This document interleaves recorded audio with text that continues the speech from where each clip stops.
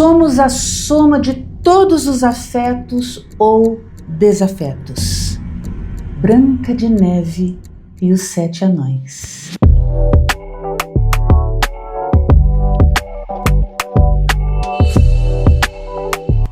Eu sou Raquel Correia, sou terapeuta neurolinguista há mais de 30 anos, atendo online no Brasil e exterior. Semanalmente deixo aqui algumas reflexões, trago aqui para vocês algumas reflexões de temas diversos. Convido você a se cadastrar no canal, ativar o sininho, dar o seu like para não perder as postagens. Branca de Neve. Durante muitos anos, mesmo na minha adolescência, eu considerava que todas as histórias infantis tinham um cunho, uma energia no sentido de algo que me fazia pensar sobre mim, sobre meus contextos, sobre a sociedade onde eu estava inserida, sobre as minhas vivências, sobre as minhas memórias. E quando na vida adulta comecei a escrever, comecei a entender os simbolismos que cada, se não todas, mas a maioria das histórias infantis tem de aprendizados, de reflexões para a nossa atualidade. Hoje eu quero falar com vocês sobre os simbolismos de Branca de Neve. Branca de Neve, aqui nesta pequena história, ela representa a pureza, a beleza, a inocência. Nós vivemos um momento social ou um momento na sociedade onde a pureza não encontra mais espaço em nossas vivências. Tudo se conceituou. Pense comigo, relacionamentos. A base dos relacionamentos afetivos tem a lei como direito. Pensou nisso? A infância, a criança, a adolescência tem o estatuto para garantir-lhe a sobrevivência. Em todos os segmentos houve o enrijecimento da pureza, da simplicidade. E assim, isso para nos garantir a vida. Só que essa garantia da vida fez com que nós nos dividíssemos em considerações que nos afasta do sorriso aberto, da sensação de segurança. O medo, a desconfiança tomaram proporções estratosféricas. Você já se perguntou alguma vez se é assim mesmo que você quer viver? Você já se perguntou se é assim mesmo sob esse lodo dos conceitos que não te garante nada na verdade?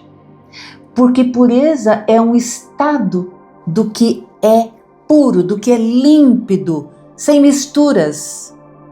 Quando eu falo em pureza, veja só, eu não estou falando, não me refiro sobre a pureza física de Branca de Neve. Mas é aquela parte de você mesmo que foi adulterado por conceitos, conceituações, para caber numa sociedade que, na verdade, você nem imagina quais seriam as intenções de tudo isso. Na nossa história, a pureza de Branca de Neve trouxe a ela de novo a vida, apesar da bruxa má ou da rainha má. Qual é a bruxa? Qual é a rainha má que te mantém acorrentado, aprisionado e submisso numa ideia de impossibilidades? Pense nisso. Vamos lá. A rainha má ou a bruxa malvada que envenenou a Branca de Neve, ela simboliza a maldade, sentimentos que nos consomem e nos destroem. Espelho, espelho meu, existe alguém mais linda do que eu? E o espelho responde, sim, a Branca de Neve. Naquele dia, ela se tornou, ela se vestiu, ela se transformou em alguém sombrio, envenenou uma maçã para matar aquela que na mente dela seria sua rival. Eu aqui quero deixar uma pergunta para você. Em que você se transforma quando alguém diz algo que você não quer ouvir? Essa foi a questão. Quando o espelho disse, sim, existe a Branca de Neve, aquela rainha se transformou numa bruxa. Ou seja, as atitudes dela, as atitudes do seu comportamento, o seu pensamento, aquilo que estava dentro do seu coração, apareceu, se tornou realidade e ela deixou o reino para maldade. Pense comigo. Todos nós somos a soma dos nossos afetos ou a soma dos nossos desafetos. A questão é sabermos onde as nossas intenções, onde as nossas vivências, as nossas escolhas se fundamentam. Já se perguntou isso? Em que você se transforma? Quando você ouve algo que você não gosta, quando alguém diz algo que você não concorda, quando a ideia de você é questionada por alguém que às vezes só está fazendo uma pergunta ou dando uma resposta simples, em que você se torna? Pense nisso, porque o comportamento que lhe é dado naquele momento que a pessoa diz algo que você não gostou, é uma parte de você, é uma parte dos seus desafetos que precisam ser ressignificados. Continuando, nós temos na história da Branca de Neve, a Branca de Neve, em seguida nós temos a bruxa e nós temos agora 7 anões. 7 pequeninas partes de nós mesmos, do nosso comportamento, características da nossa personalidade que precisamos analisar. Vamos pensar comigo? Cada anão representa as nossas atitudes. Dunga, o anão brincalhão, é a nossa porção de inocência, de pureza. E na inocência e na pureza existe a brincadeira, o sorriso, a certa ingenuidade, a leveza. Dunga, então, representa essa parte de nós que não há medo, não existe impossibilidades no amanhã. O nosso amanhã é um amanhã de probabilidade. Essa é uma parte nossa, de nós. Qual é a palavra que você mais pronuncia ou mais ouve em sua mente? Isso é importante, porque hoje nos atendimentos eu vejo que a luta, 90% das pessoas ou da sociedade acontece aqui na mente. Eu não posso, eu não consigo, fulano fez isso, fulano fez aquilo, eu não admito, eu. Na pureza de Dunga, na inocência de Dunga, não havia. Pense numa criança. A criança, ela brinca, ela se sente segura, acolhida no ambiente onde ela vive, mesmo aquelas crianças que não têm, vamos dizer assim, o suporte familiar que deveriam ter, ela ainda tem a fantasia da brincadeira. ela ainda tem a fantasia do poder, do conseguir. Tudo é permitido para a criança. Então veja só, essa parte de pureza que tornava Dunga, o anão, brincalhão, é uma parte do seu comportamento que aparece ou não. Depende de onde você está estabelecendo ou se fundamentando dentro de você mesmo, na mente ou em quem você de fato é. Temos também o zangado, é a nossa irritabilidade, a nossa impaciência. Pensa comigo quantas soluções nós trazemos em momentos de impaciência e irritabilidade. Pessoas de sucesso trabalham com soluções, não com problemas. O problema, no momento que ele acontece, ele requer uma solução. Você ficar rodando em volta do problema só tornará o problema maior. Mas no momento que ele acontece, nós precisamos trabalhar com soluções. Soluções. E pessoas de sucesso trabalham com soluções. Em que você trabalha diariamente no seu contexto, na sua vida? Pense nisso. Temos também o soneca. Olha só, o soneca. A nossa preguiça, a nossa ociosidade e a nossa dormência coletiva. Eu deixo de investir nos meus sonhos por um sono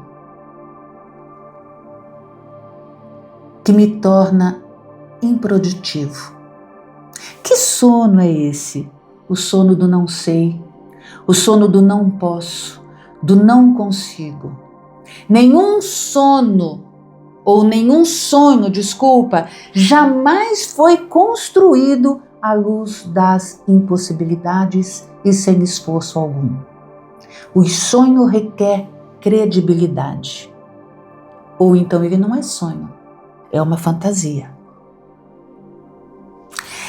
Temos também o anão chamado feliz.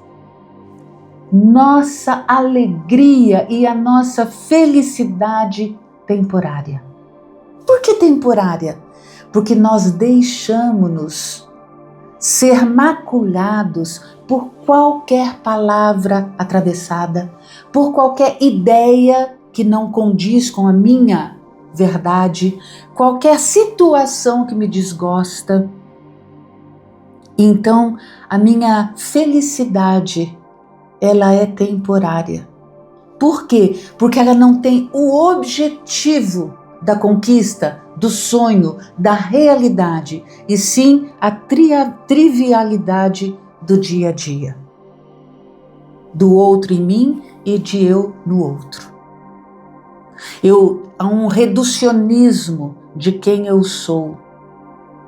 E quando eu me reduzo, quando eu me apequeno, quando eu me diminuo para conseguir caber dentro de uma caixa social, seja ela qual for, a minha felicidade se torna e será sempre temporária. Temos também o dengoso. O dengoso é a nossa timidez, a nossa vergonha às vezes do desconhecido. Ou de repente aquele momento de carinho, de carícia, de acolhimento, de conchego que eu quero receber, mas eu não posso. Eu sou um homem estabelecido, eu sou uma mulher empoderada, que é a palavra do momento. E quem diz que ser apoderada, e quem diz que ser um homem já feito não necessita do afeto, do carinho, do dengo, daquele momento onde você é acolhido, do colo, do aconchego. Quem diz?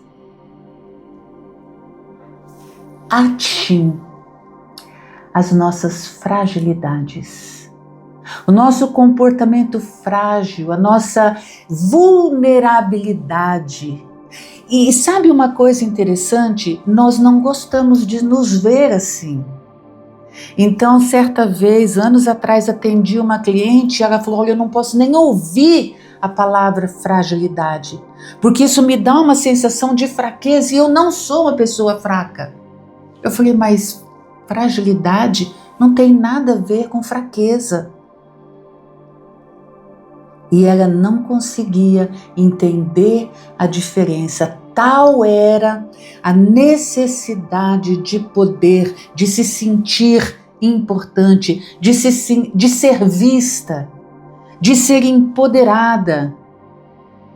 Mas no fundo, havia uma insegurança natural que merecia acolhimento e que nem sempre nós nos permitirmos ser acolhidos.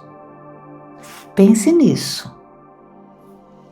Mestre é a nossa porção de sabedoria, a nossa inteligência. Todos nós, indistintamente, temos essas características.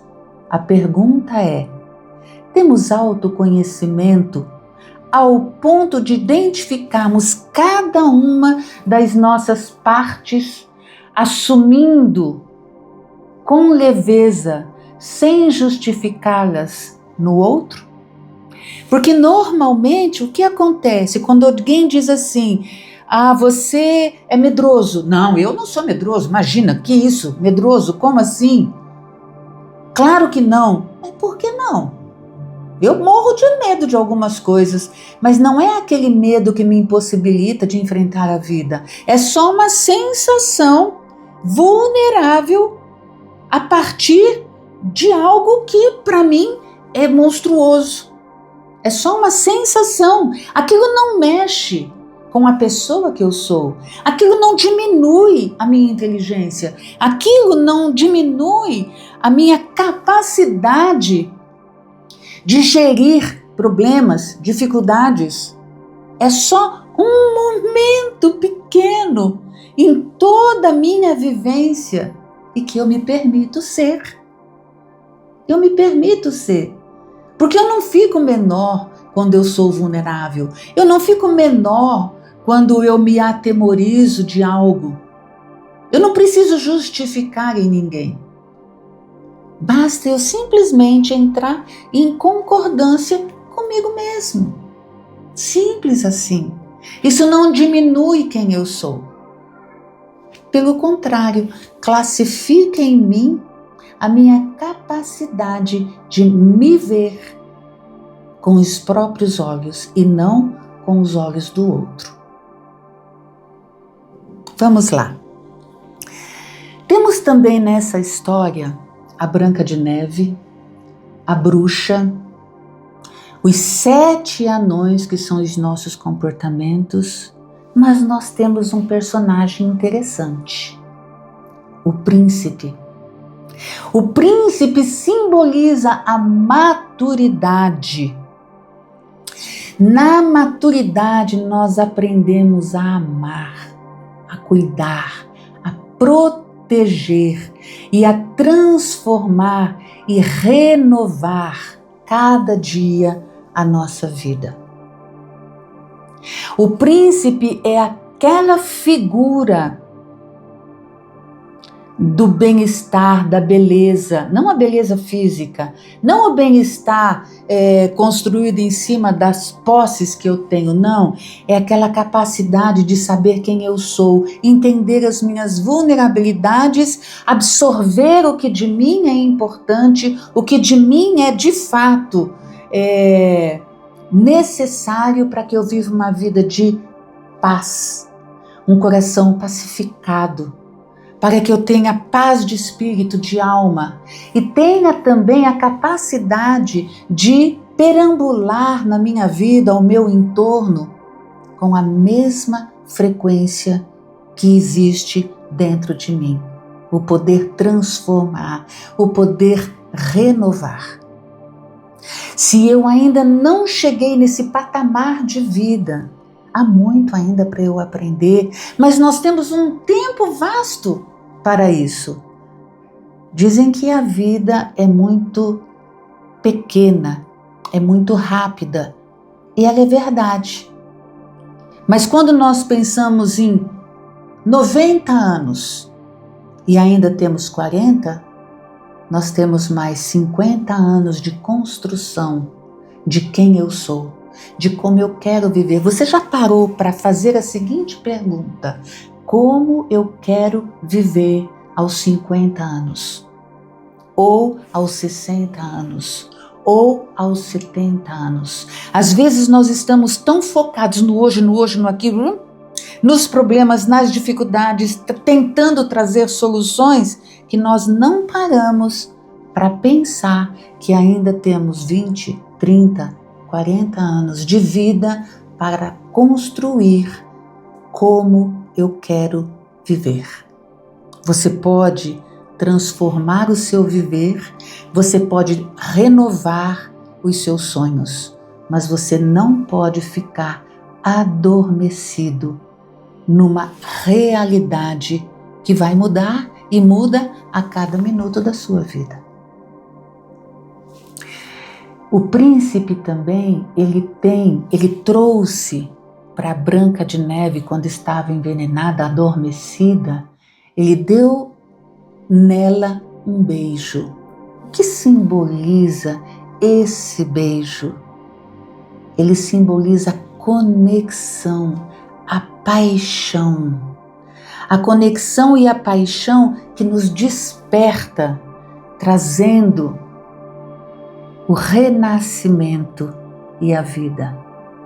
Veja, nós buscamos normalmente conexão e paixão com o parceiro ou a parceira. E esquecemos de ter conexão e paixão por nossa vida. Gratidão por nossa vida. Conexão comigo, que eu chamo de inteligência intrapessoal.